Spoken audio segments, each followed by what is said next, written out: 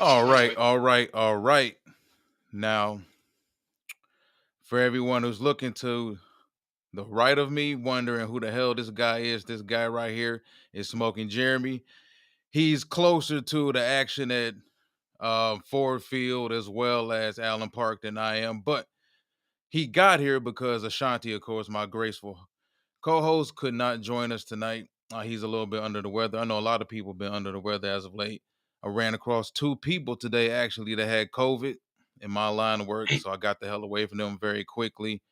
My daughter, she's got a little throat and nose issue going on right now, so something's in the air. Definitely something's in the air. But hope that man does great getting back, and he will be back with us in the next couple of days. But so Jeremy yes. Ballright for that matter, man. Let these people Yeah. know exactly who you are. Oh, look at that. That's my buddy Ricky Sakat. He watches from my channel. I am Jeremy Volrick. I write for the South Florida Tribune, and they own the Motor City Tribune, which gets the Lions media releases. So I get all the stuff right out of Allen Park prior to most people getting to see the presser, because the presser, is on a delay. They have to do it because they have to circle out the comments all the time. But I hope that everybody is doing well. I hope everybody is blessed. You can also find me on my channel, which I'm streaming into, which is Kneecap Biting with the Motor City Lions, where I talk football almost every day of the week. Definitely, man. Jeremy been meaning to get you on for a minute.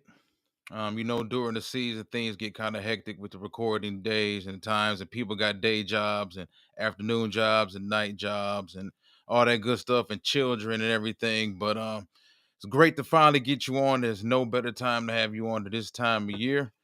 Let's get to some of these comments real quick, man, because we got some people on here who really love this show, man, and been down with us for a while. This is my Oh, brother yeah. right here. What's going on, Rob? Fellas smoking. What's up?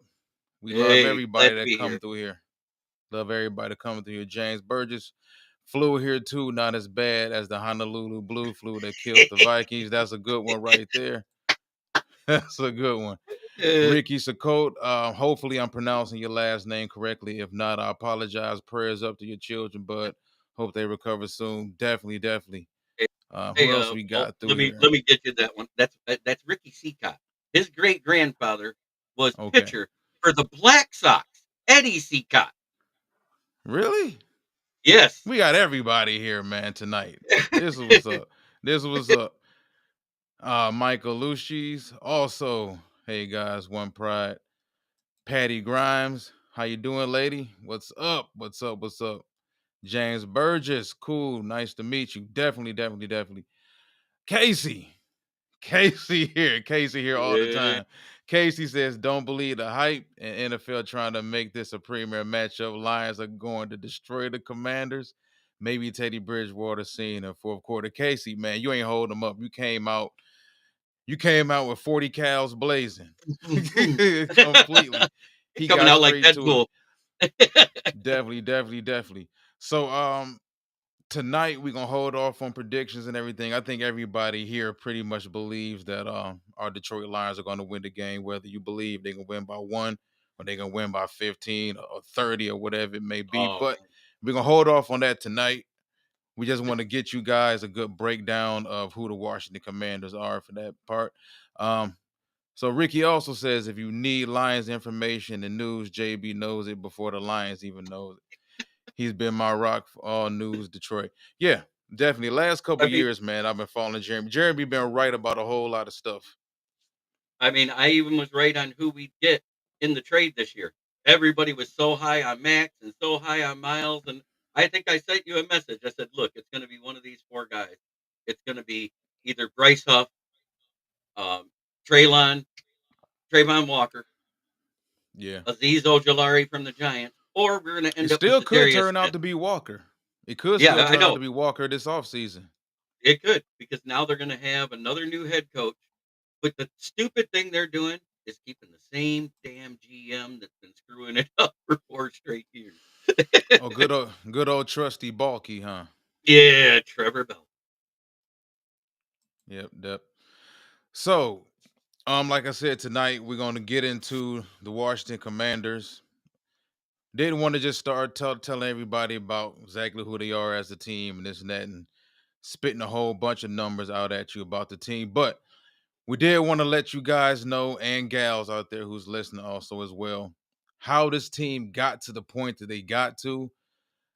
So if we go back to 2023, man, and I don't like to really throw anybody under the bus, but if you remember, Sam Howell was the starting quarterback 2023. He took over the tail end of 2022. They gave him Mhm, an opportunity. I don't think he really had a puncher's chance at all last season. There was a lot going on within that organization that was very non-conducive with the opportunities for a young quarterback to succeed. He had one of the worst pass blocking offensive lines in mhm. football. They weren't too far behind rushing the ball Which wise as well. Um, he had some guys at wide receiver who didn't pan out, who were some higher picks. You look at De'Ami Brown, Jahan Dotson, the guy you talked about in the Mhm, pre-show. Terry McLaurin's been great for them, for that matter. Very good mhm, player out of Ohio State. But they've missed on a decent amount of players. Even if you go to the defensive side of the ball with Emmanuel Forbes and the mhm. linebacker out of Kentucky from a couple years ago, who played better this season in comparison to what he was and the expectations they have him coming out. But what do you think about Washington and where they came from? Because we're talking about a team now who, if you're looking at it for what it is, Dan Quinn came in, took over a 4-13 team. And this Right. team was terrible. Like they were 25th in points scored, 32nd in points allowed, 32 Mhm, turnovers. mhm. Yeah, here's the thing that a lot of people don't realize.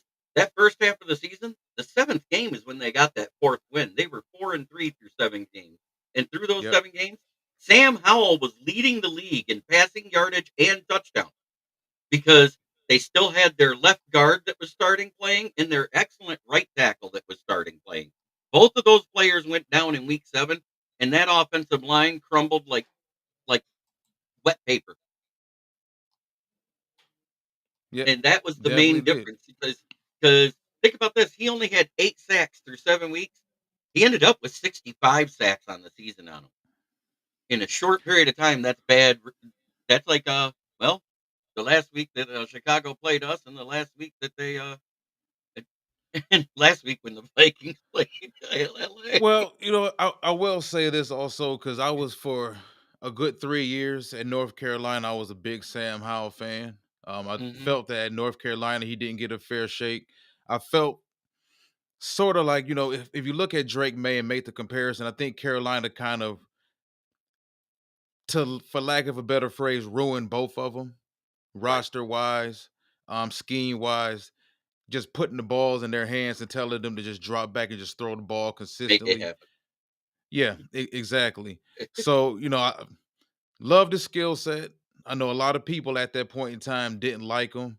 They had these Baker Mayfield complexes about him. They looked at the dark hair, looked at the same type of height, body weight, um, body type, size, and all that stuff, which didn't make sense at all. But if you look at what he took over for and what he had in Washington, and he was also in a situation, and this happens a lot, I think, with young quarterbacks, and this is kind of a death sentence for young quarterbacks.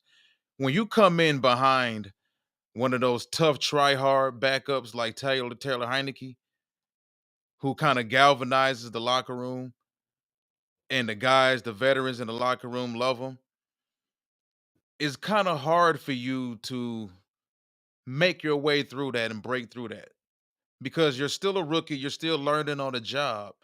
And now you're in a situation where you have a locker room that's, hey, look, we want to win now. We don't have time to wait on this rookie kid to get things together.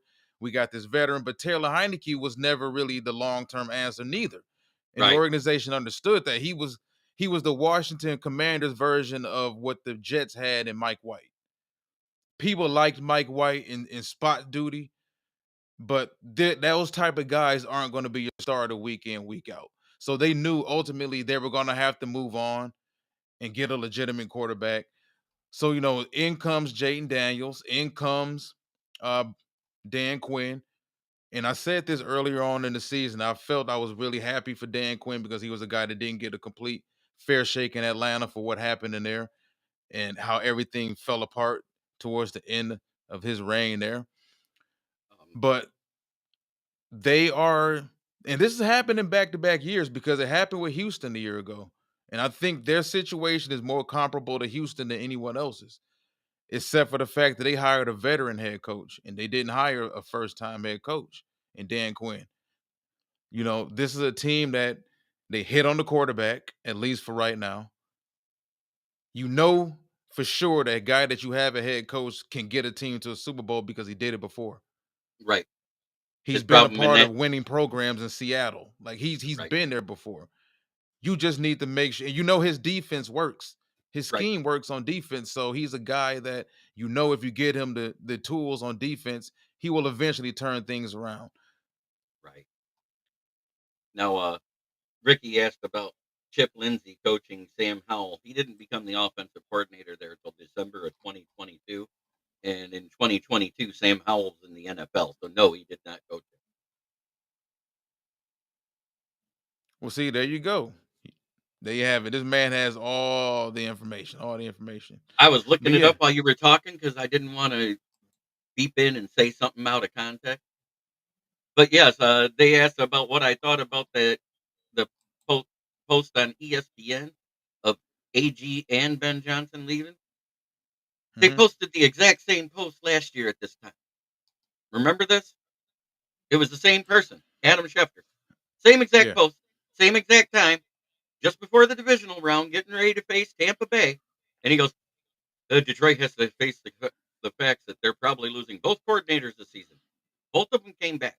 So until it happens, it hasn't happened. That's where I'm at on it. I haven't heard about a second interview with anybody yet. So if there's no second interview scheduled, it's nothing to worry about. Until I see a second interview scheduled, I'm not scared. I'm Well, more you into you what got to Ben create Johnson said a news, week ago. Jeremy. I know, but I'm more into what Ben Johnson said a week ago because he kind of shot it down just before he accepted all the offers. Because he sat there, he goes, Yeah. "Head coach is in my long term goals, but right now I'm having fun here in Detroit, and my family loves it here." Yeah. Those are some key words, man. And that does make news to me. And it would make even more news if he turned around. He accepted a Raider job in 2 days. No, I know, I know, I know. But he It can't. happens, The man. problem is they can't accept the job in season, and as long as the Definitely. Lions are in the playoffs, it can't be announced. They can announce a second interview, and that's when you got to worry is if a second interview gets announced. So far, there's no second interview. So until there's a second interview, I'm just saying it is what it is. No, you're 1,000% correct, man. 1,000% correct. But you know how it is. I mean, it's that time of year. Yeah, Uh, everybody's once getting coaches crazy. start, yeah, once coaches start taking interviews, it's going to come up. Period. But speaking of coaches, let's hit the Commanders coaching staff. Kind of an unknown, aside from, of course, like I said, Dan Quinn. And if you're a football fan, unless you've been living under a rock for the past 5, 6 years, you know exactly who the offensive coordinator is. And one of the hottest names in coaching back when he was coming out of Texas Tech, left there, went to the Arizona Cardinals, met up with Kyler Murray. They had this great plan to get that offense firing on all cylinders. Never quite got to a level where it was sustainable. Now, people forget he and Kyler did have some success there. They Yep. got to a point where they did start one. I forget which season it was. They started 9-1, and eventually the bottom fell out. They ended up going 2021. into the playoffs. Yep, as a wild card, and that was the infamous loss to the Rams where Kyler refused to go back into the game. Wait, it gets even better. They were 10-1 when they faced off against the 2 or no, the 1 and whatever Lions Oh, the and lost. infamous Amani Warrior interception. Yes. Yes. His one career highlight.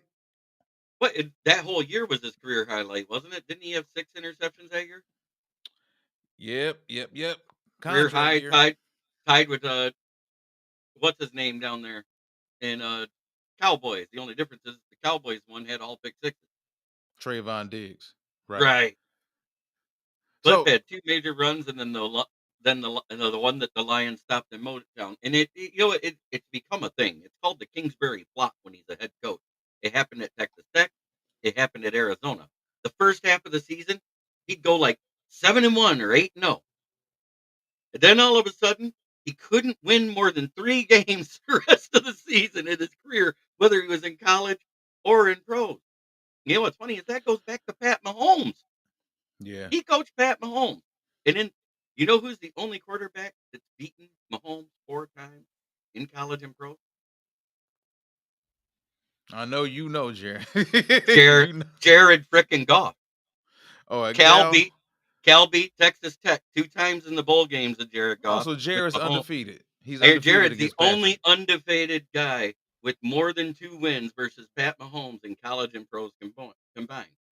Is that crazy or what? It happens, man. It happens. Sometimes it shakes down like that. But I think, Kingsbury, man, you look at he's always had a good rushing attack, a really good rushing attack because he's Mhm. always ran his quarterback. So I kind of question if he's able to architect a more not necessarily a prehistoric Russian attack, but is he better in regards to gap schemes, Right. zones, It pulling? that's the biggest thing. They went to a zone blocking instead of man blocking this year. You see that, and that's what Cliff Kingsbury preaches. He brought in zone blocking offense line coach, and that zone block helps the running backs find better gaps. But Brian Robinson Jr. is the better between the tackles, whereas your Austin Eckler is more of a scat back and occasionally can go between the tackles. I'm not saying he Yeah. can't. It's just he doesn't have that attack speed that you need as the bigger power back to go through those holes in the middle. And Brian Robinson Jr. is also considered day to day right now. He may Yep. not even play this week. Marshawn Lattimore is out on defense. So if they're left with Austin Eckler and the other guy, that lowers their rushing ability greatly because the other guy's a speed back too. No, no. I mean, you're right. I like Rob. Actually, I do like Brian Robinson Jr. Liked him coming out of Alabama. Um, Kind of has a ceiling, and that's no real knock on him. Most running backs do. Those diamonds, those five star talent guys, the effort with the Saquon Barkleys and the Derrick Henrys, those guys don't come around that often. The Adrian Petersons, for a while, the Todd Gurleys, those type of guys they don't come around that often. Everybody else is kind of a based upon what your scheme is and how you're used, how often you're used. Are you the first, second, third down back? Or are you just the second down back? Are you just the third down back in passing situations and you're not being used properly? But this is a team where you're not really so fearful of them rushing the ball with those running backs and that offensive line. Is more so the quarterback and how you're going to defend that. But I will say this, they do a pretty decent job offensively of taking what's given to him. And Hmm. that's really impressive for Daniels, even though Daniels played a ton of college football going back to Arizona State before he even got to LSU. And I think you can credit, think about it, man. The two best rookie performing quarterbacks in the league this year were both super seniors, Bo Nix Yeah, and him. yeah, Experience 100. matters, snaps matter. Bo Nix, him, and also Michael Penix Jr., who really True. didn't get a chance. He came in late, and I think that hurt his ability to do anything with that offense because he didn't get to practice the first team And offense he until had like one of the what week craziest 13. journeys Yes, to being the first round pick, like being at Indiana and suffering the injuries he had in Indiana. And and then going to Lions Wazoo. fans pretty much know who Penix was if you're a Big Ten football fan. Like Penix was, Penix yeah. was a good QB that just didn't get a fair shake in it where he was at. He needed to get out of there. The offense really didn't fit his playing style. They didn't have the right type of wide receivers. And when he went out there to Wazoo, he looked good. Same thing with Jaden. Like Jaden was a class act at Arizona State. They just never. For whatever reason, Arizona State has never they've never really been able to pretty much recruit as good as Arizona, and Arizona hasn't been able to recruit California as good as USC, which you would kind of expect, or even Oregon for that matter. Like Oregon, they Oregon ravaged drafts through California. Oregon drafts better or recruits better from California than UCLA. Yeah, well, that's And they're the what the I know, Michigan State they're the yeah, Michigan I State know. of They're the little sister. the They're little sister. well, let's be honest, USC ain't too far from falling off, man. I know. That's why I said little Remember where they sister. were They're at playing like after girls John out there in Robinson left? California. Did you hear what I said? Yeah. They're playing like girls out there in California. Oh. Well, just remember where they were when John Robinson left I like and to how have long it fun. yeah, how long it took them to recover. But yeah, all right, so back on track, man. So yeah, Yep. USC, we went from one burgundy and gold team to the other burgundy and gold team. Right. So yeah, Washington, man, they've been so dynamic offensively this season. Like I said, considering we all kind of blame Sam Howell and the offensive line. Well, maybe it's Howell, and maybe they should just give Sam Howell another opportunity. Maybe they should not draft Jaden Daniels or Caleb Williams. Maybe they should trade that pick and get more players. That turned out to be a BS take because we've seen in back-to-back years the difference the quarterback makes, especially when Hmm. you hit on the quarterback, you hit on the head coach, and we go back to discussing Houston with CJ Stroud, the D'Amico Ryans, and that team turning right back around after drafting CJ Stroud and drafting Will Anderson, who looks like a defensive player of the year candidate next season. And it's you need to hit on so many things, but the head coach and the quarterback are the two key things right there. And you look at Houston, not Houston, but if you look at Washington right now, they're trending up. I'm not so sure if they're ready to compete with Detroit because I go back to the Houston Texans comparison from last season. Houston made the playoffs as a wild card, Won their and first game. they took down an unsuspecting Joe Flacco in Cleveland, and then when they went to go play a better team in the second round in Baltimore, they got boat raced, which it Hmm. should have happened because Baltimore was the better team, the more experienced team. Right. I think that's kind of where Washington is right now. They're a year ahead of schedule. I'm And it's just like shocked they went from 4 wins to 12. I said they would be the surprise team, but I expected a 10-win season at most. I ain't gonna lie. I said they'd be the surprise team. They're gonna be second in that division. And that part I got right because I knew Dallas was falling off. They just didn't do enough in free agency to maintain what they had been doing. And I knew Dallas was falling off. But at the same time, if you look at that defense right now for the Commanders, they're giving up a total of 326.9 yards, which is great. The problem is they've given up 45 touchdowns. Yeah, And that's where I they want also to. don't take the ball away much either. Right, they don't force a lot of turnovers. They got what they've taken away 16. I mean, they've given 16, and I think they've only taken away like 19 or 20. So, but that's not bad. That's more than one per game, but it's not enough for you to have a difference maker. Is what I'm saying on that side of the ball. Their secondary is suspect. It's very suspect to the slant routes and the go routes and the posts, which is what I saw because they do a lot of that quarter zone defense where it's a two man, the two man zone where you got the safeties out there in two man and then everybody else is in man coverage underneath, which is like your quarters defense in a dime or a nickel look, but they're actually running a 4-3 look. I believe they're running, aren't they? Yeah, Witt Jr., the defensive Right. coordinator, don't know a whole lot about him, but if you go back to Dallas when he was there, when Quinn was there, you know It exactly. was They had the horses to run the defense coverage wise that Quinn wanted to run there. This year they don't. This is year one of the rebuild in Washington. right. That's another reason why I think they're kind of walking that plank because I'm not sure if they had the horses in the secondary to keep up with our guys They on the won a lot of perimeter one. either. Won a lot of one score games in Yeah, the regular season, and they just won one in the playoffs. What happened the last time the Lions played a guy that won a one win just before the playoffs? Rams won a one score game to end the league to make the playoffs. Remember that? definitely. What happened? They lost to a one score team in the playoffs in Detroit, right? It Last year in the happens. wild card. It happens. Yeah, I mean, look at what happened and this year with that's Minnesota kind and the of Rams. That's kind of the cycle I'm seeing, and then Philly had to go to Tampa Bay because they were a division winner, even though they had more wins. But they had Matt Patricia running the defense doing that one man dime look that he does. It's so stupid with no pass rush. And Baker just torched it up. But Yeah, the thing that definitely. I say, for that 45 touchdowns, it don't sound like a lot. But when the Lions only give up 16 more total yards defensively than that team and holds it has 8 less touchdowns scored against them. That's a huge difference, and that's even adding in the fact that they played that one more game already because this adds in their stats from this past week.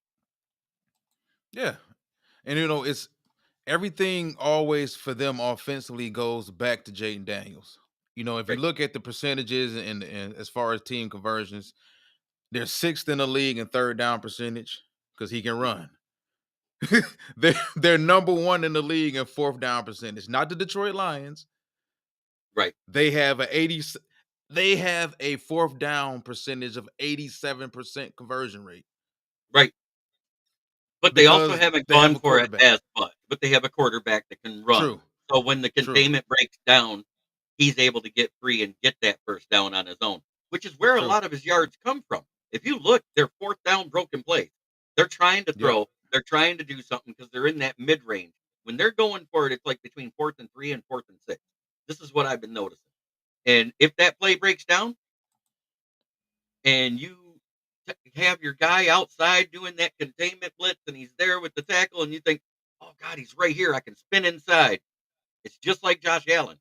Boom, around the outside he goes and he's gone. Or that hole opens up because the center finally pushes the tackle. Boom, he runs right up the middle, gets just enough yards. That's what he does. True. He's not a guy that's going to burn you for that 50-yard run like Josh Allen. Because Josh Allen, let's face it, he is Oh, he vanilla bitch. will. He I, will. I I, think. I Well, know. I'm just saying he's he more. Yeah, will. he's more straight line faster than Josh. Yeah. I just don't see him doing it yet because he also doesn't have that Josh brain yet. He hasn't even finished growing True. into his brain. Let's face I it, he's think a he's lot more done. frail. No, he's Listen, growing height wise, Jaden's but been that same. he might Yeah, fill out, is what I'm saying, as he's I'm not working out with sure. NFL teams. Well, Jaden's been that same size since what his we freshman year we at thought Arizona State. Jameson Williams wasn't going to fill out, and he put 15 pounds on this offseason, all upper body mass. Yeah, he's got that Rip Hamilton wiry strong type of body for that matter. But as efficient as Washington has been offensively, conversion rate wise, they've been just as bad defensively. They're Oh yeah. 27th in the league in fourth down percentage. They're 22nd in the league in red zone percentage defensively, and they're Hmm. 15th in third down percentage. So, and this is, and they're terrible against the run. Yeah, they are That's the 30th. key thing. I didn't want to make it seem like I was piling on Washington, but those numbers I just mentioned, and then you factor in the fact that they've been so bad against the run this season. It, it, Unless Ben Johnson gets besides himself and gets what too cute. what's funny is we gave up less yards, but just as many touchdowns in the rushing game as what the Commanders did all season. But the Yep. difference is they're giving up 140 yards. And with Monty, he just announced, I'm playing and I'm not on a snap count for this weekend. I Yeah. if he's there, he's saying he's there without a snap count with him and Gibbs. You allow that duo to get 140 yards, you're talking 3 or 4 touchdowns. Yeah. I mean, but it all comes down to, are we going to stick to the recipe? Or are we going to get too cute? Are they going to look at that secondary and see, are they going to look at that secondary and are they going to see barbecue chicken? I think they made that mistake versus Tampa Bay in week 2, experimenting, and they said, "We ain't doing this shit no more."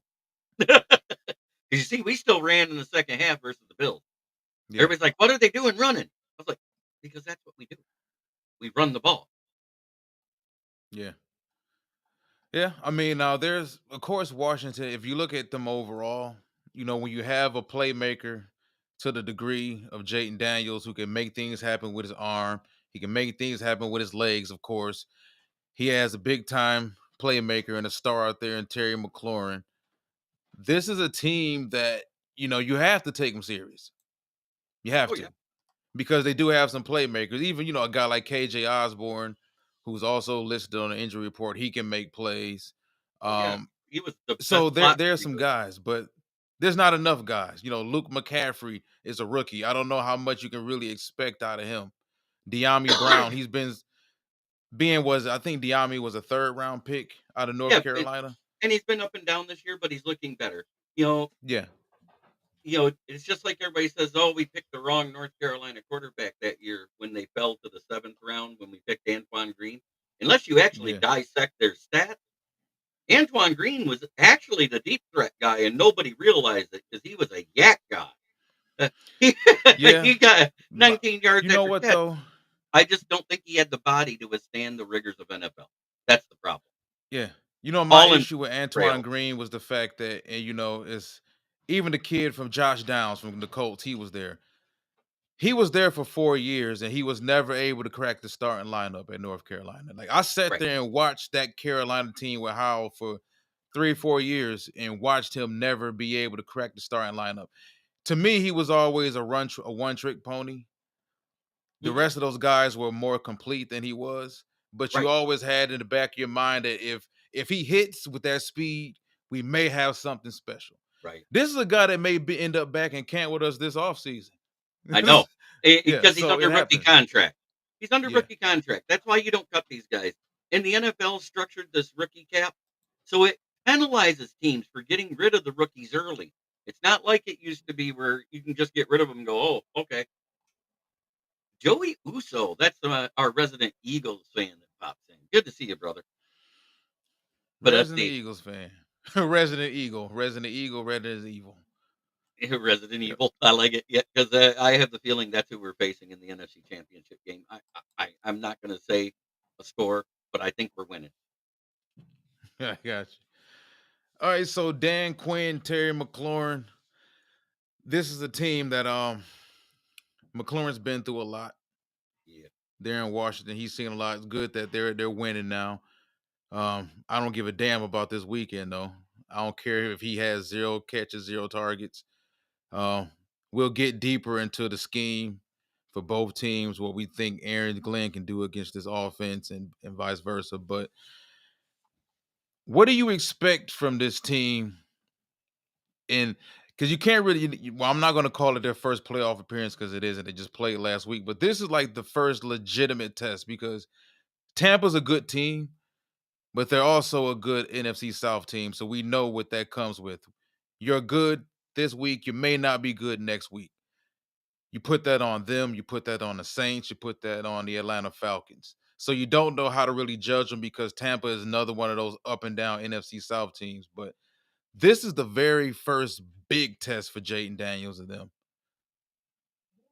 Right. And the way Meek's playing on the outside, I expect that's who they're going to put on Scary Terry because he's the closest in speed that what we got left that can start. So don't you agree with that? No, definitely. Definitely. I Okay. think Terry Arnold, and we mentioned it during the earlier during week 7 in that matchup with the Minnesota Vikings. Me and Ashanti both felt that Terry Arnold was a better matchup for Jordan Addison Right. And because he proved he Addison was. isn't as yeah, he was. They're around the same height, same weight. Not really neither one of those guys are really straight line fast like that. No, they He's a both got guy that can better kind of match, yeah, they can kind better of burst. mirror each other's short area quickness. Yep. They have better burst than they have straight line speed. Yep, definitely. Definitely. And And that's kind of what they did in that last matchup a couple weeks ago. We're going to put him on Addison and we're going to let him meet go out there and compete against the guy he's competed against since high school. now today was just the walkthrough, so I didn't expect much. We had a couple guys sit out today. Ennis Rakestraw set out because he's got an illness. I hope it's not that crap that's been running through the team where a guy misses all the time. Zietler missed, but they said that was more of rest because of that mild hamstring strain. And they're going to wait till Thursday to evaluate him. So he's going to rest again tomorrow. But I'm not worried about it because you know why? Christian Mahogany, when Zietler went off the field, you couldn't tell that Zietler wasn't out there. Man, I'm so happy to see him. I was so happy to see him play, man. I was high on him coming out. Me and So was I. Ashanti both pre-draft. We felt that I did about 4 or 5 mock drafts, and I took I was him in I was in taking him in all the of them. second or third round every time. Yep. Because if you watched any Boston college football, which you have to be a college football degenerate to watch Boston College, you would realize that okay, this guy looks like a pro. But it's weird how when you evaluate, at least how the NFL evaluators evaluate these offensive linemen, they look at these guys. I think they're starting to draft seniors and super seniors higher more now because Right. the offensive line play has been so awful, and so many highly regarded tackles have bombed out in the NFL over the past few years that now they're looking at it as I might almost be better off drafting a 24-year-old rookie at offensive tackle or a And it's true. 25-year-old Yep. rookie at offensive tackle. And the same with guard. If you look at it, Yep. Jonah Jackson. Jonah Jackson was one of the last ones that had to sit a year when he transferred from Rutgers to Ohio State. And I make this joke all the time. In college, do you know Yep. what the only sack was he gave up? The Isaiah Simmons sack on Justin Fields. In his career, his only sack Get out of was here, Isaiah man. Simmons busting Justin Fields in the mouth to take Ohio State out of the playoffs that year. Remember that? That Yeah. was when Clemson went on to win it all. But good old Mahogany. Like Yeah, I said, I'm just Mahogany. glad that Mahogany. We needed a young guy to step up. Source Daw's not the answer. I think I think long term, Sorsdal's you're came looking at a from guy that you hopefully he's a third option, maybe in right. a pinch can help you out. Mahogany has the prototypical size, the prototypical nastiness, the power Yeah, that you if want you out of a actually starting left guard. I see what you're saying there, buddy Tito, but at the same time, if you look, it's not that they're athletic mobile quarterbacks. There's only a few of them that are actually athletic quarterbacks. Even Right. Goff is mobile when he needs to be. It ain't Yeah. granted, it ain't pretty, but he gets it done. Yeah. And even though Jalen Hurts is mobile, they don't run him nearly as much as they did that Super Bowl year No, at because now they all. got Saquon, they don't have to. True. True. They also Yep. don't throw the ball as much either. So that's another problem. And AJ Brown is one to watch. He may be limited this week. True. He came up Um lame in that last game when they smacked the Packers in the mouth. But this is for all the yep. Packers fans watching because I know they watch my channel because I go into the Huddle Sports Network. I got one thing to say. Don't come at me saying you can beat the Lions in the playoffs when you can't even beat the Bears in week 18. Oh, wait, you ain't in the playoffs. We ain't got to worry about you no more. Listen, we came a long way. We deserve the right to rub it Yeah. in everybody's Yeah. face. So it is what it is, man. Um, I want to go through some of the Washington Commanders injuries real quick. Yeah. Uh, I forgot Jeremy Chin. It's funny too, man. Jeremy Chin had that great rookie season with Carolina, Yeah. And then and fell then off. after that, he just fell off. He fell But off. he was quietly having a good year this year. It Yep, wasn't yep. great. It wasn't stellar, but it was middle of the league, like somewhere between there's think about it. There's two safeties on each team. There's 64 safeties. He was in the middle of the road. He was in the upper late 20s or upper 30s in ranking, which is right where you'd want an average team to have. You don't want to see him averaging down there in the 40s and 50s because then you're in the bottom of the league. And neither one of their safeties ranked that low. Yeah.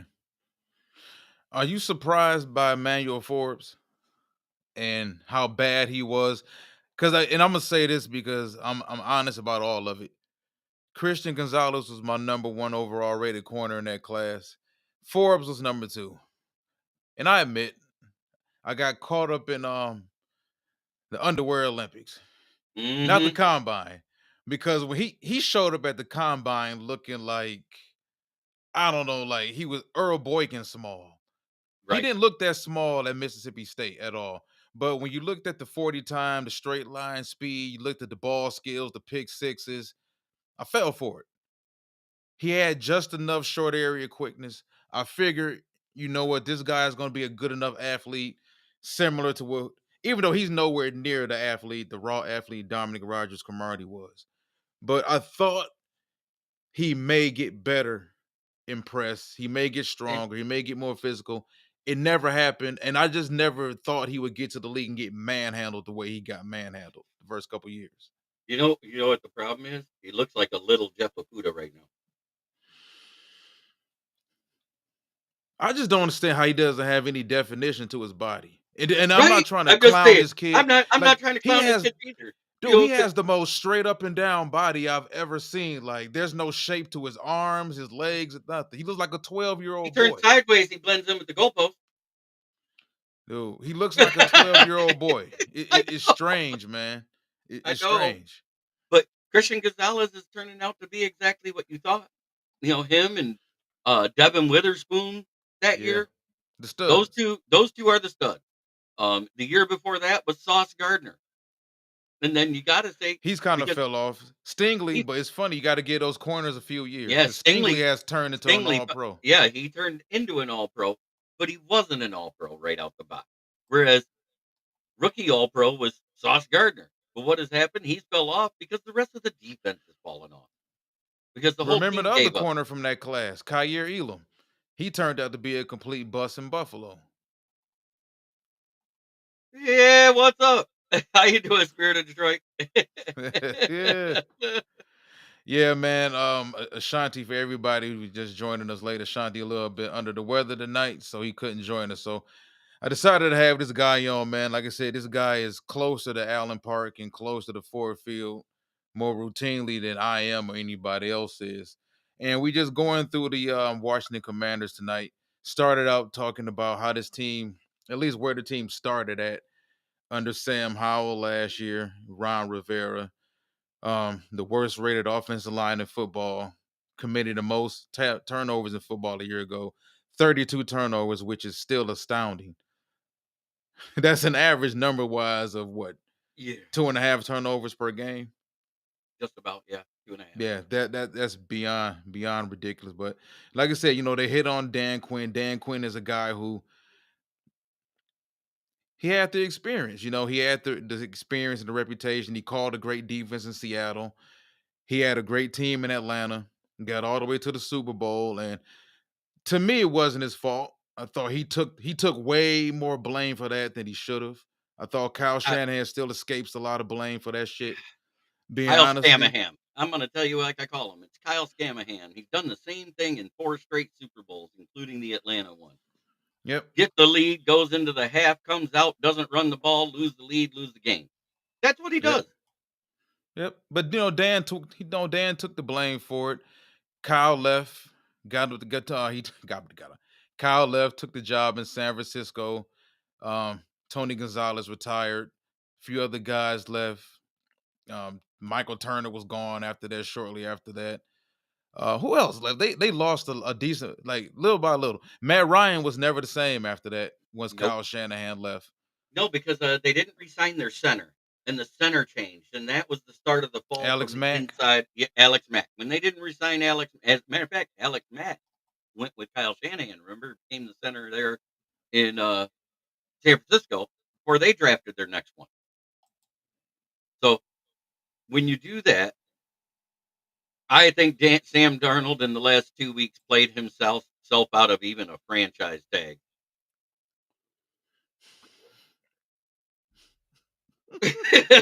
Come on now. You know what? It's funny, but it's the truth. What's funny is there's a meme that just went across on Facebook, and I saw it, and it shows that little graph of all the teams in the NFL, 30 of them, right in a circle. It says, "Did you beat Minnesota this year?" Of course not. They won 14 games, and it shows the Lions logo and the yellow LA Rams one, but we beat them twice. You know what, man? I don't wish bad on any players, No. but I feel as strongly as I felt towards Darnold, mainly because I went from being one of the biggest Jared Goff skeptics to being one of the biggest Jared Goff supporters. Like I found myself being Jared Goff's big brother now.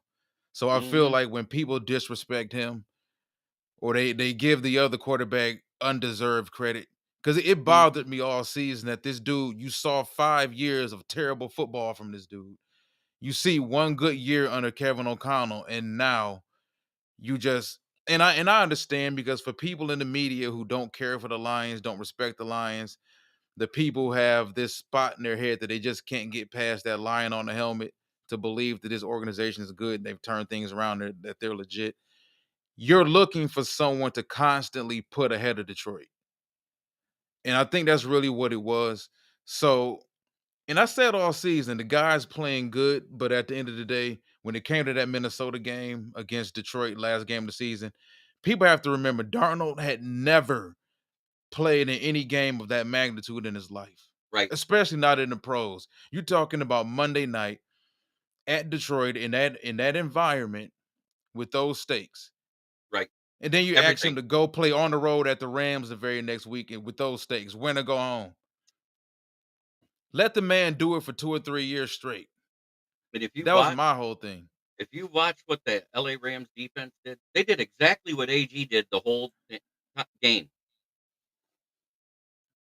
with Oh, better it's success. it's funny, man. When Darnold looks confused with that big Frankenstein head of his, it's amazing. What Like I happened? said, I've called him all season Darnold Schwarzenegger. Come with me to the chopper. Give me your hand. Yeah, he does have that action figure head, man. He Rob says I like Darnold. I think he just needed a change of scenery, much like Geno Smith. Oh, Um, 100%. You know, if you look at I said this preseason when I was looking at the rosters. I said, roster-wise, if you look at it, Minnesota's gonna be one of 2 teams. If they get the New York Jets Sam Darnold, they're gonna be a 5 to 8 win team at best because they have a great defense, they have great wide receivers. They just signed Aaron Jones, who's a solid running back. They've got other pieces in place to make that a solid team, and their O-line is the best he's ever played behind as a starter. I said, but if he game manages and just plays good, they're going to be rivaling the Lions for this deep for the conference because of what the roster around him, not because he's that good. He's a game manager that doesn't really elevate anybody's play, and if as long as he plays good, he doesn't give the game away. yeah, but the thing is this also, and Kevin O'Connell, I think he's gonna take his lumps. He's learned, he's been there long enough, he's been in the league long enough. You got to constantly reinvent yourself, especially if you're not built off physicality. The reason Detroit can keep doing what they do year in, year out offensively is because it's all predicated off of physicality. All the trick plays they see, all the smoke and mirrors and everything, all the pretty stuff, it's all there, but it's all built off of physicality and running the football. And if you look at Detroit, we gave the game plan week 7. They started undefeated. Green Bay scored, I think, 29 against them that previous week, and then week 7 we cracked 30 on them. But if you get physical with them, and I said this about Justin Jefferson, I've been saying this for years about him. You give a player like him, a wide receiver like him, a bunch of free runs, a bunch of free releases, he's going to destroy you. Hmm. There's no rational reason why any receiver in this day and age in the NFL against these D coordinators and these coverages and these palms and these quarters and these cover 3 matches, there's no reason why any wide receiver should be able to get 240 yards Nope. unless you're just awful as a defense. That or you are the next Calvin Johnson at Yeah. wide receiver. Or That's it. Jamar Chase. Right. Or Tyreek Hill in his prime. But yeah, if you lay hands on Justin isn't the most physical wide receiver. That's why I've never believed he was better than Jamar Chase. Even though he came in ahead of Chase, I never believed he was better than Chase. I think if you look at Malik Neighbors is built just like Chase. They're physical, thicker, stronger wide receiver. They like the physicality. And so is Marvin Harrison Jr. Well, yeah, Whereas out Brian of Ohio State, yeah. whereas Brian Thomas Jr. is more built like Justin Jefferson. Yeah, but he's that 6'3" fast guy. Right, right. Just Yeah, like Justin Jefferson. you know. You know? Yeah, but Justin's more of a finesse wide receiver. He's every bit. I don't believe that dude's 190. I never believed he was 190. He's close to No, 180. and I still say because of his skill set, I'll take Amon-Ra St. Brown over JJ Yeah, yeah, because he does the one thing that JJ refuses to do. Blocks downfield in the run game. yeah. Well, I mean, if you look at Minnesota as a whole, they've got 3 really good wide receivers. I like Jalen Nailor, like Jalen since Michigan State, Jordan Addison, and Mhm. Justin Jefferson, but they're all kind of like 3, one and the same. They don't have that strong physical guy. And I'm not saying that it has to be a guy that's 6'4", 240. The guy can be 6 foot 190 and be a tough guy. A fit like they don't have that type of wide receiver in their room.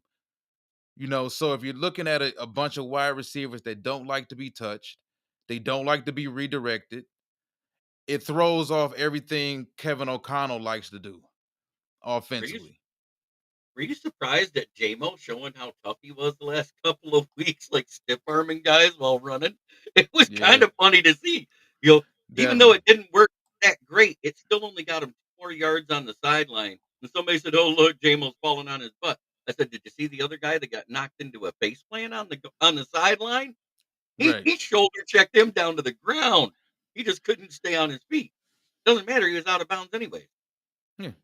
See, James Burgess agrees. I take Chase over JJ Hmm. too. Chase, yeah, Chase got that dog in him. And you know who else has that dog, and we don't give him enough credit? Because he's got more kids than a Chinese chins in a Chinese phone book. It's Tariq Hill, Yeah, because he's yeah, got 3 100-yard postseason games too, and not all of them with Mr. Mahomes. He had yeah, one last year in the Polar Bowl that was in Arrowhead. In those sub-zero temperatures, he had 100 yards receiving versus them. So, definitely, definitely. Chase has had 2. Amon Ra has 1. Guess who's had 0 postseason 100-yard game? JJ. JJ. You know what's funny, man, about it? And I made this comparison last week. Well, after the Minnesota game, after we routed them. If you go back to Odell Beckham Jr.'s rookie year and the splash he made, the big splash he made, everything changed one Monday night Yep. against the Minnesota Vikings and Xavier Rhodes. Mm. Every everything changed because Xavier Rhodes was 6'2", Owned him. 218 pounds, Owned and he him. put his hands on him. Yeah. And he put it that's all sometimes that's all it takes for all the listeners out there who don't remember and know who Xavier Rhodes is. Xavier Rhodes was a big for no reason corner. Like he 6'2", 218 pounds, athletic.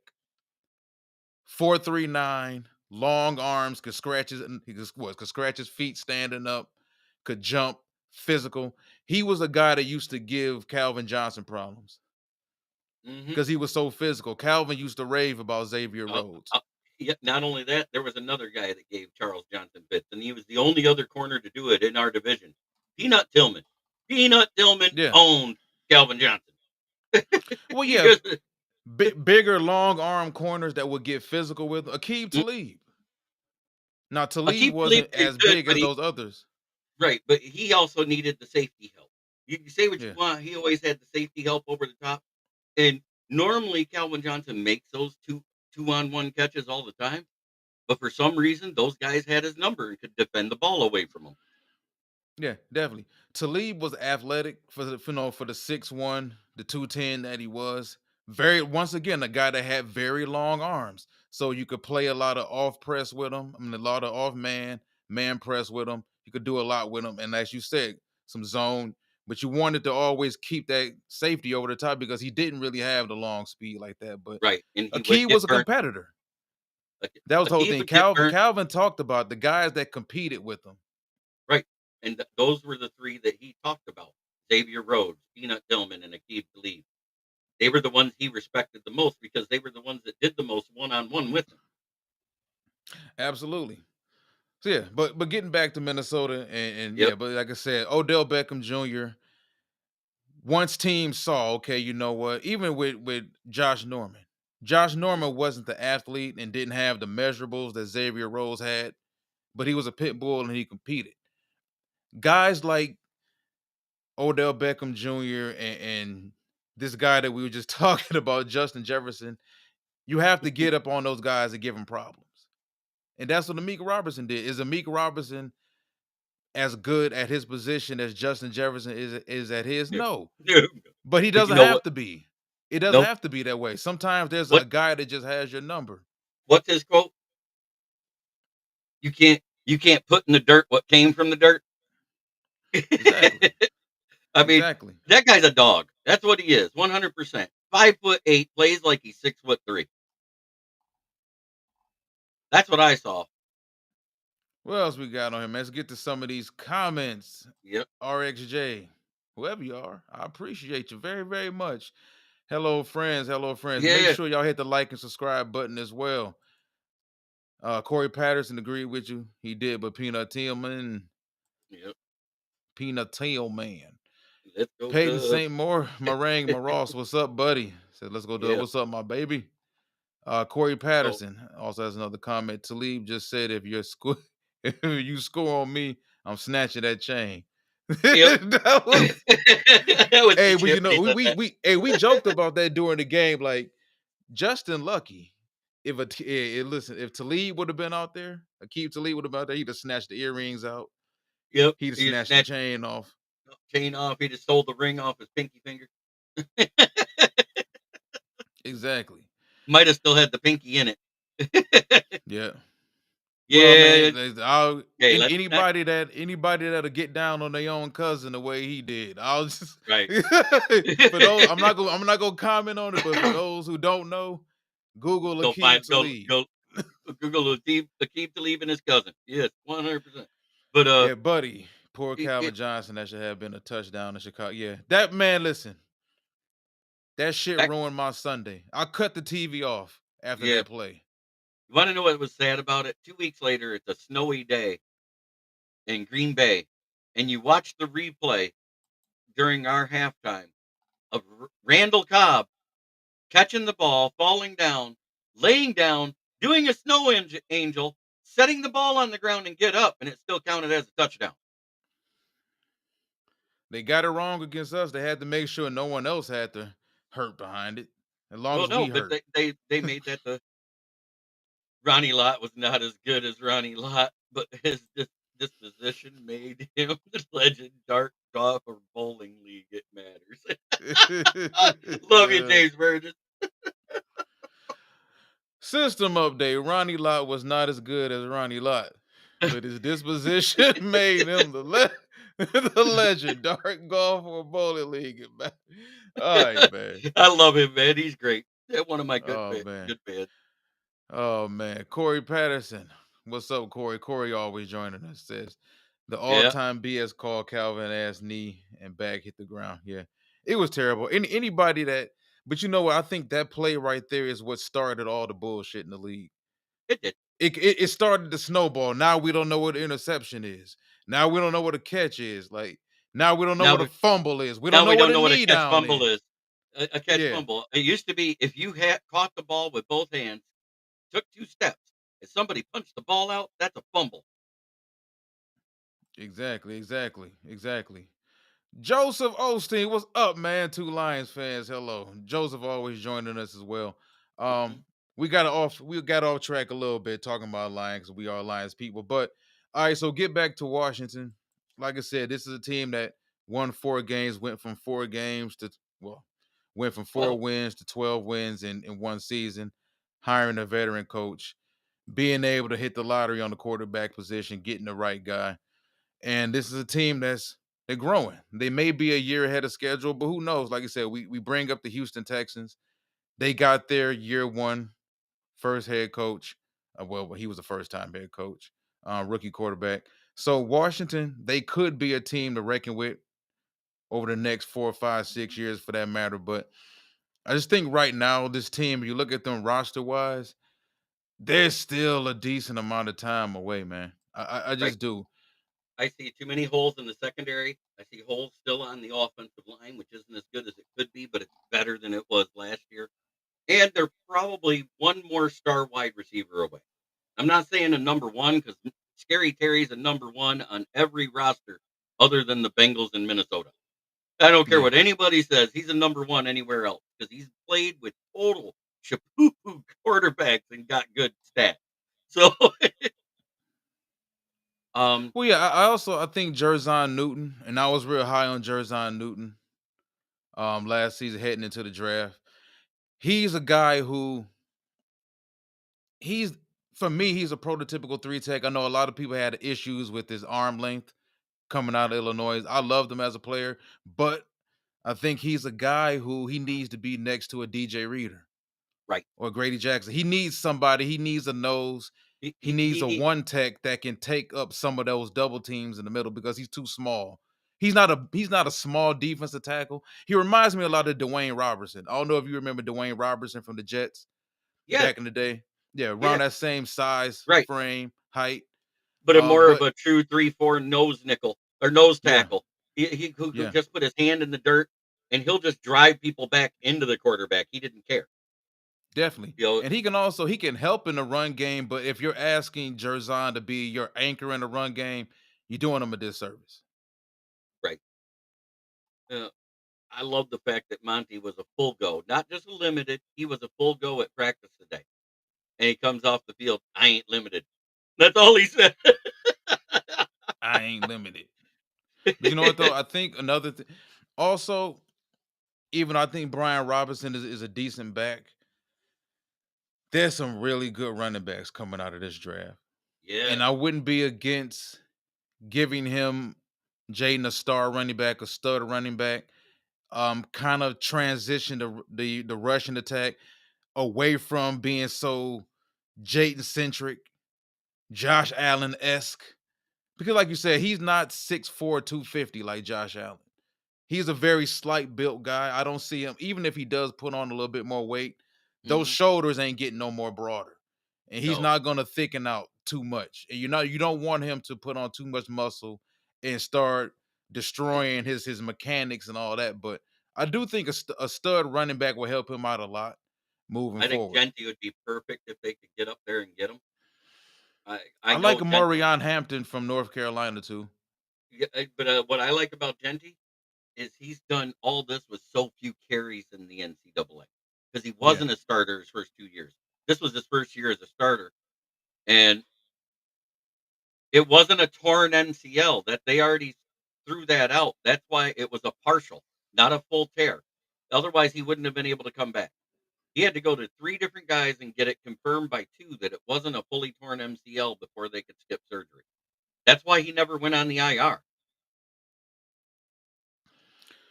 Well, it all depends on where how far you think he falls. Does Right. he go I past Carolina? I think he'd be great for Bryce Young. Oh, if he goes to Bryce Young, you pair him up with his running style with Chuba Hubbard's, which is a little quicker, shiftier back.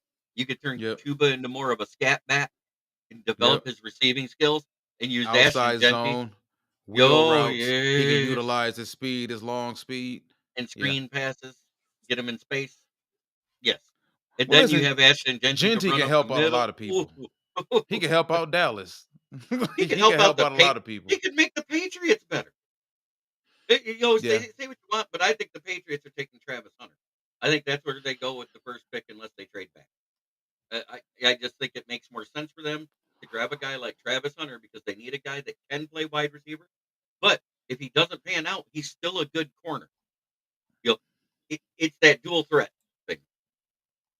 We got so long to talk about that. I still I think know. Justin's a corner. I think he's The Travis Henry, you mean? yeah, yeah. I still think Travis is going to be a hunter. He's going to be a hunter at the next level too. He's going to be a football hunter. But yeah, I mean, it depends on who they bring it. Well, we know who they're going to bring in a head coach. They They got got Mike Rich, questions at quarterback though. You know, Joe Milton, man. And I talked to someone the other big day arm, about this. big arm, He not as may accurate. be, yeah, but he may be one of those players because you don't see him that often. He may be one of those dudes who's was always physically built better for the NFL game than he was for the structure in college. Because college football, just like college basketball, is so much predicated on the coaches and their systems and you doing what they want you to do. And we see a prime example of that with Dabo Sweeney in Clemson. Like he had DJ Uyunglele and he tried to turn him into Deshaun Watson and Trevor Lawrence and try to run all these RPOs and ISOs with him. Like, that's not what this dude is. Like, And he's not a runner. He can barely complete a pass accurately 20 yards downfield. and because of what they did to him at Clemson, he fell apart when he went to Florida State. He was so confused, he didn't know what to do. His mechanics were off, his decision making was bad. I It didn't was think a he was bad his 1 year at Oregon State. No, Uh, at Oregon State, he was fine, but I'm just saying that transition from the first 2 years with Clemson, then going to Oregon State, and then to Florida State, it ruined him. Yeah. Well, he's ruining his damn self. He should have left 2 years ago. I honestly thought I felt like they had so much. The NFL evaluators had so much bad tape on him and such a bad taste in their mouth from him. You could only make it worse. Staying another year, then he stayed another year after that, and it's like, come on, man. And that's the other thing is Washington doesn't cover tight ends well. Tight ends eat big in the middle of that Washington defense. So if Rakeshaw has just got the 24-hour bug and he's able to play, I would love to see him out there in the dime formation, helping on that side with the meat on Scary Terry because he has that speed to get in front of him. Leave our two safeties in the two deep zone like we usually do, or one high safety, one of the two. You got to have somebody in center field because where that is where Jaden Daniels makes 50% of all his mistakes that were interceptions. They're in center field deep trying to hit somebody on a long ball because it's either underthrown or overthrown, and a safety can be right there. And we all know that Kirby Joseph has that stealth technology where he disappears and all of a sudden, boom, he's right where the ball is. I'm thinking honestly before we get too deep into it, because we're gonna go a little deeper into the schemes and everything later on in the week. But I think now, especially with Iffy being back, this is going to be what his fourth full game back, I Yeah, believe, third or fourth full game back. third game. Yeah, He came back second before the end. So yeah, yeah. I think he should start. He should start. He should be. He should start beginning to get his football legs underneath him now. He and Branch offer a lot of versatility that we can use within the front seven. I'm thinking a lot about. Well, of course, you're going to spy him. You're going to spy Jaden Daniels. You can also double spy him on a lot of plays, but you're going to spy him. I wouldn't play too much man on the outside the way we did played a decent amount of man against Minnesota. I'm going to zone a lot. I'm going to fire zone. I want him to hold the ball as much as possible, as long as possible. We don't have to blitz as much. I think we can get home against that offensive line. Just play things safe. Allow him to stand in the pocket, make him make quicker decisions more often, and suffocate him. Because at the if end of he's the day, and been then you're going to play some cover one, and you're going to man up every now and then on the outside against some of those players, and you're going to suffocate things. Because for a quarterback like him, the last thing you want to do is blitz too much. You don't want to blitz him too much because now you're talking about Daniels picking up. It's 3rd and 16, and instead of getting off the field on 3rd and 16, Daniels picks up a 3rd and 16 with a 22-yard run, and we don't want to have too many of those. James, that's hilarious. Who is Kirby Joseph? Never heard of him. Well, some guy named Aaron started conspiracy theories, but he's stoned on mushrooms. No, if he's been playing the last 3 weeks, he came Yeah, back off of the IR in week 15, but was it the didn't. And then, Chicago game? yeah, week 16, the Chicago game was his first one back. Then he missed a game doing to be into sick on week 17, and then he was back in week 18. That one cracks me up. Yeah, but I But do yeah, think. Yeah, you go ahead. Sorry about that. I saw somebody say that they weren't scared of Zach Ertz. You should be scared of Zach Ertz. He is 100% the receiving red zone threat when they're at less than 10 yards out. Scary Terry is the one in the red zone that usually between 10 and 15, 10 and 20 yards. But if they're under 10, it's going to be either Austin Eckler or Zach Ertz, and that's when you got to be scared. But you know why I'm not scared anymore? Is the same thing I said as soon as I was told he was playing. Alex Anzalone being back, playing sideline to sideline in that red zone defense. How many touchdowns did Minnesota score against us when they've been a good red zone offense all year? None. And how many times were they in the red zone? 10 times. Yeah, And two absolutely. two of them were on turnovers. One was a turnover on downs. Well, people forget how really good our red zone, well, elite because it's been top five all season. How Right. elite our red zone defense has been Di- all But season, and our third down percentage. ever since Alex Anzalone went out, and it fell off a bit. It stayed in the top 10, but it added 15% to that red zone defense that if he was there, guess what's happened? That 15% doesn't go up. It was proven just in week 18. that was the difference. Even with Malcolm Rodriguez and all the other Legion of Whom members out there, we weren't as good in the red zone without Alex Anzalone because he is the perfect complement in the middle with Jack Campbell. Definitely. I think he does. It's going to be a toss up. I kind of I feel don't like see how you don't give it to him. the only reason why I say this, and hear me out. No. Listen to these two quarterbacks, and then I'll give you the stats. Trevor Lawrence, who had a 62% completion percentage this year, Mac Jones, who had 61, and yet Brian Thomas Jr. had 1,200 yards receiving and 10 touchdowns. That's kind of huge, buddy. I got him and Brock Bowers. Yeah, That's you know it, what that says to me? That says to me that he's a stud wide receiver. right? It That's what I'm takes the saying. stud. Only the stud wide receivers can make numbers with bad quarterback play. Right. Yeah, That's what I was getting at. So that's why if you look, they were in the playoff race still because of Brian Thomas Jr., not because they were playing great.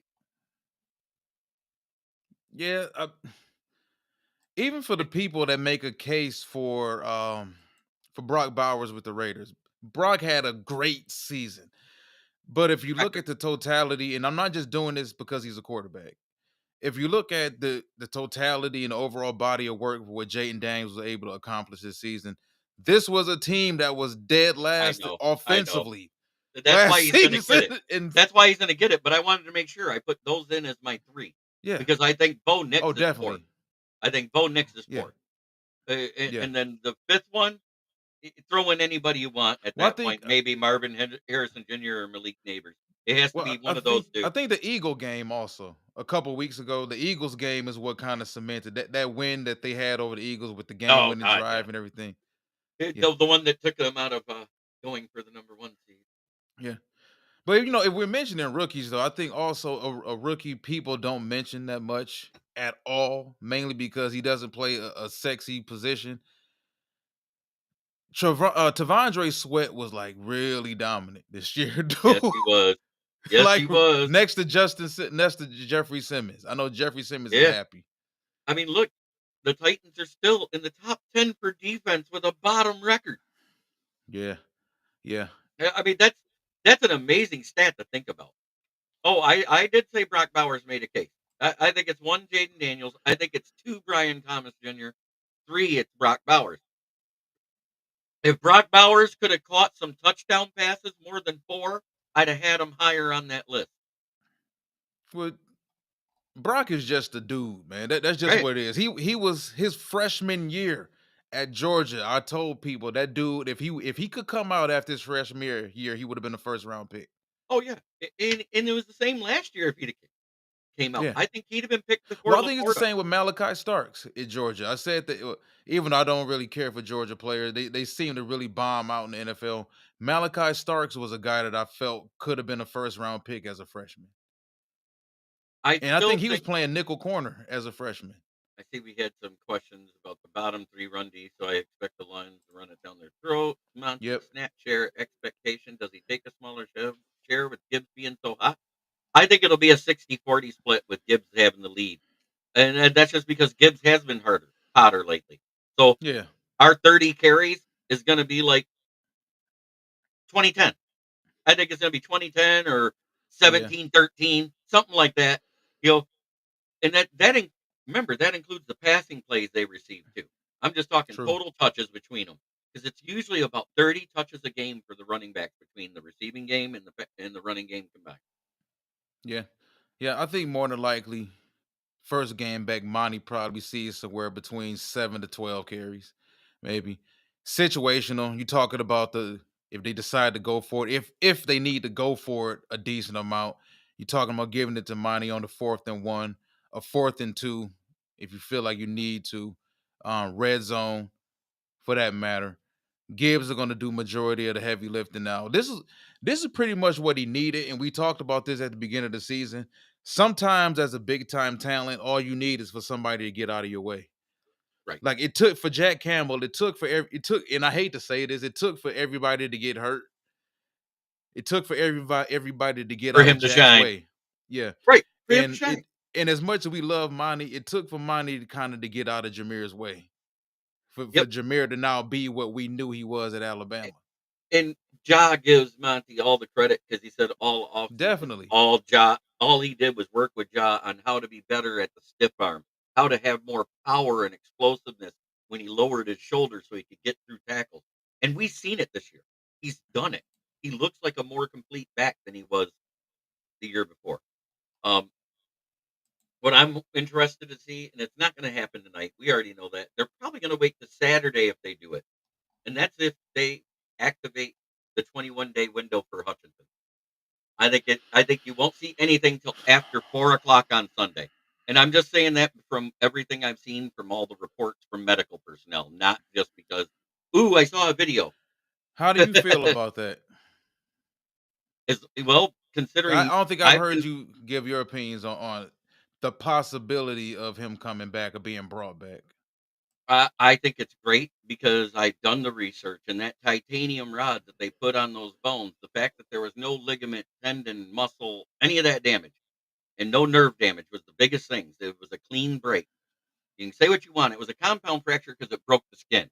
That's the only reason why it's considered a compound fracture is it split the skin open, but with no damage to anything. And they were able to do the titanium rod. That made his bones actually stronger than bones now. So if he's running like they showed, and you've seen him when Al Qadim Muhammad got that sack, he was running down the sideline to celebrate with him. You saw that, right? It wasn't just a I trot. saw it. It wasn't a jog. He ran. I was like, uh-oh. I said, Yeah. "Oh, the league's in trouble." Because if we win the divisional round and he's back for the championship game, it's over. Yeah, I It's don't over. I don't want to see that. I honestly I care too much about him as a player, his health, long term. We need Aiton good for the next 11 years. If I didn't 12 hear it 12 from a years for that medical matter. professional that he could be back by the championship game, I wouldn't even want it. Let's put it that way. I I heard mean, it I, from I a get medical it, but professional. I've heard he shouldn't from like three or four. Is Yeah, and I there's think that I just believe this team is good enough to win it without him right now. That I wouldn't even risk it. and there it is. Odds of re-breaking an already broken leg is low. Repaired bone is way stronger. Yes, Well, but also the thing is we're talking about you have to factor in what position these guys play. You're talking about playing defensive end. Everything is low bearing, is about angles, is about explosiveness, pressure. He's going to be going up against offensive tackles. It's not like he's out there just as a wide receiver running free routes on air, you know, or he's a cornerback where you're talking about moving north. I mean, not we talking about moving more south. You're talking about a guy who everything is predicated off of him putting his hand in the dirt, low, bearing his weight on that leg, or even if it's not that leg, there's going to be compensation. He hasn't played since what week was that? Week 5? Was it again week 6. Week 6, week 6 against end Dallas? of So the you're 3rd talking quarter. about right. So you're talking about throwing him back out there into the middle of a playoff race in live action. I don't trust it at all. I don't think. I guess And I'd another have to look question at I it. have about this is, what do people expect to see out of a guy that hasn't played since then? That's coming off of a broken leg. All that that's gonna do is take some of the pressure off of Zeke. I'm just saying his presence out there will just make a difference. He doesn't even have to play at 100%. You know what I'm saying? If he's just there and if he can't give 100%, I'm okay with it because as long as he feels like he can give the best effort on the field he can and not get hurt, that's all that matters to me. And even the He's a guy that player is though. no, but what I'm going They back to always think they can play, at the especially very guys like beginning him. the very beginning of this injury, his rehab guy from Michigan came on all the different sports channels, and he talked to everybody, including Brad Golly at Channel 7. And he sat there, he goes, "If anybody's gonna be able to come back by the end of the season or in this playoff run, it's Hutchinson because of how he healed with a worse break while he was at Michigan his freshman year. Remember that? That break at Michigan his freshman year was awful. It was the other leg. So Yeah. that one has a titanium rod in it on the front bone of his shin. And now the other side got titanium rods on both bones. We got the bionic man. Yeah, I get it. I get it. And Buddy made the comment, knowing Hutch, I bet he has put his body through a strong pain threshold. Yeah. I'm just man, I feel like this team is even though, he hasn't played since week 6 and still leads the team in sacks, which is awful. But and we can get deeper into why I think they've still managed to have success, despite the fact they've lost so many guys, Wingo and Pascal in and out, and Levi Coached. in and out, and We're Broderick is giving coached. them nothing. We're Yeah, coached. Top to yeah, bottom, we're coached. And you know what he yeah. does? Here's the thing. Look at this. We've had 6 to 8 players over the last 8 weeks where you see their name at the top of the PFF rankings on defense and you go, "Who's that? Where'd he come from?" You have to look him up because you didn't know. Why? Because he was a practice squad pickup. Came in, Miles Adams, Pat O'Connor. It sucks. We lost Pat O'Connor for the year, guys. I mean, I know Jamal he's out. Adams for 2 plays. Yeah, and he's gone. Thank God. Because I knew that was a mistake. I was like, why? Why are we doing this? Why are we doing this? There's better guys we could have picked up. But yeah, Miles Adams, El Kadeem Muhammad, Pat O'Connor. Even for one game, Ezekiel Turner was excellent. Yeah. All these guys came in and just did something that we've never seen that happen before with any other team. Have you? Where they just come in off the street and make that big of a difference in a game where Nah. it causes a win? I've never seen that before. And you know what it Uh-oh. is? This look like a Commanders fan here. Yeah, Aracemi, he's either that or an Eagles fan. I can't remember. Uh-oh. Commanders Commanders have fan. the better quarterback. That's bulletin board Yeah, material. that is bulletin board material because I didn't see Jaden Daniels in the top 10 of stats. But anyways, yeah, ABV.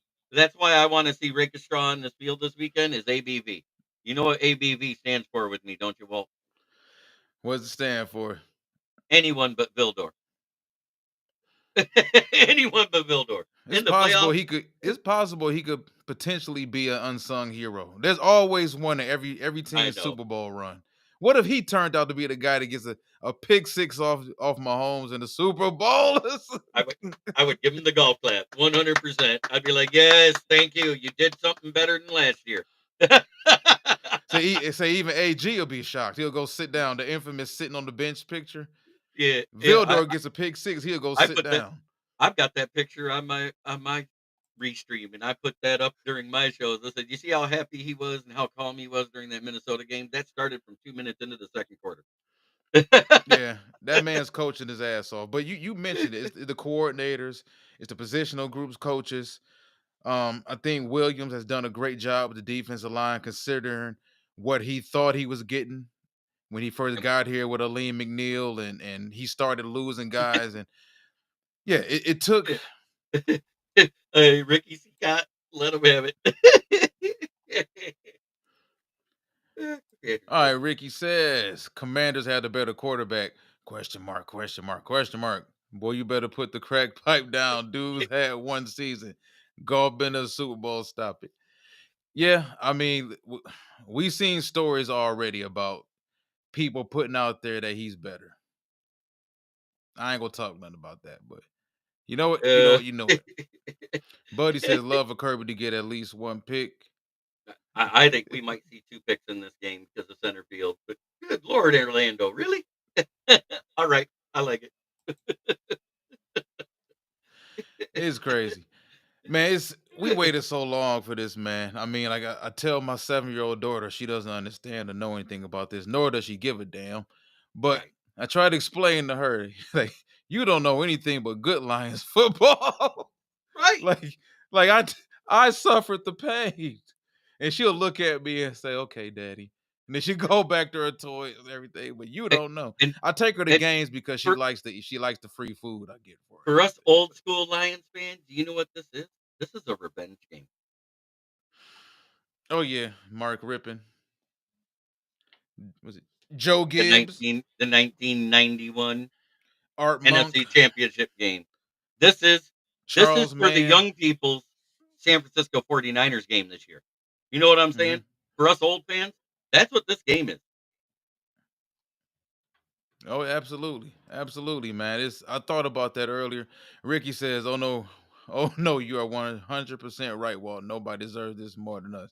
Yeah, Definitely, definitely, man. We suffered through so much, man, so much. We The suffered through Gary Philadelphia Daniels. Eagle playoff game, that debacle. Hey, The we playoff suffered game through in Washington.